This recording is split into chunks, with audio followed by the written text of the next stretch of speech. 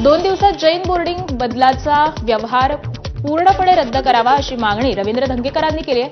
2 दिवसामध्ये व्यवहार पूर्णपणे रद्द झाला तर मुरलीधर मोहोळ यांच्यासह सगळ्यांना जिलेबी भरवणार असं देखील धंगेकरांनी म्हटलंय. तर पुढील 2 दिवस मुरलीधर मोहोळ यांच्याबद्दल मी काहीही बोलणार नाही.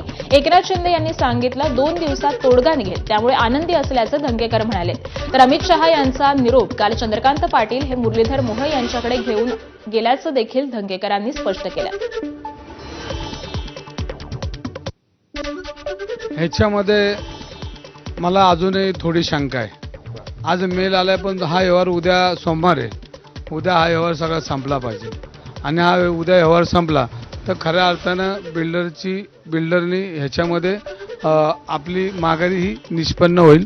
पण ह्याच्यामध्ये सांगतो की खऱ्या अर्थानं जैन जे योगी आहेत जे आता आपल्याशी त्या महावीर मंदिरापासून जे गेली 20 दिवस सातत्यानं आपली बाजू समाजाची बाजू मांडताना दिसतात. खरं ते हे यश त्यांचं आहे आणि आपण फक्त नाम पात्र कारण आपण देश देव धर्म वाचवणाऱ्या पक्षामध्ये आणि आपण खऱ्या अर्थाने भारतीय आहोत आणि ह्याचा सार्थ अभिमान आहे की मी परवा पुणेकरी हा मला सार्थ अभिमान आहे. पुण्यामध्ये खोटं काय खपत नाही आणि जर खोटं जर करत असेल तर त्याच्या विरोधात खोट्या माणसाच्या विरोधात पुणेकर उभं राहताना तुम्ही माझ्या मागे दिसलेले बघितलेत की सगळ्या पुणेकरांचा मला पाठिंबा होता.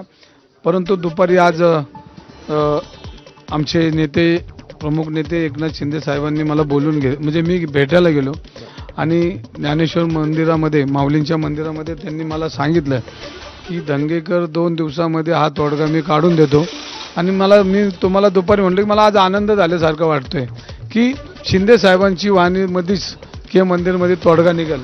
आणि मी परत हे बोलत असताना अर्ध्या तासाने त्यांना काही मंत्र्यांचे फोन येत होते आणि ते मला दाखवले की बघा आता फोन येतोय तुम्ही 2 दिवस काय बोलू नका. 2 दिवसात मी तोडगा काढतो आणि वेळ प्रसंगी पडली तर मी जैन मंदिरांना भेट बी द्यायला येतो आणि तसं त्यांनी मला शब्द बी दिलाय. परंतु मला 2 दिवस तुम्ही काय बोलू नका. आता 2 दिवस मी काय बोलत नाही आणि टीका काय करत नाही. माझा तो सगळं ट्विट बंद केलंय मी. परंतु 2 दिवसामध्ये मी वाट बघतोय. 2 दिवसामध्ये हा व्यवहार क्लिअर झाला पाहिजे आणि या व्यवहारामध्ये रवी धंगेची काय लुटूपुटूची लढाई नाही. मी नुरा पैलवान नाही. माझी लढाई एकदम समोरासमोर आहे. हार आणि जीत ह्या सगळ्या गोष्टी मी लढताना जिंकण्यासाठी लढतो आणि लुटूपुटूची लढाई लढत नाही.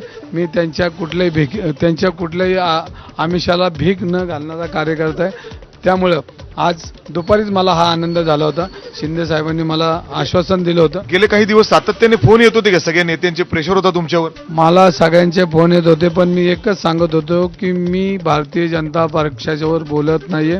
ह्या विकृती बोलतोय आणि या विकृतीवर मी बोलणार आणि बोलत राहणार.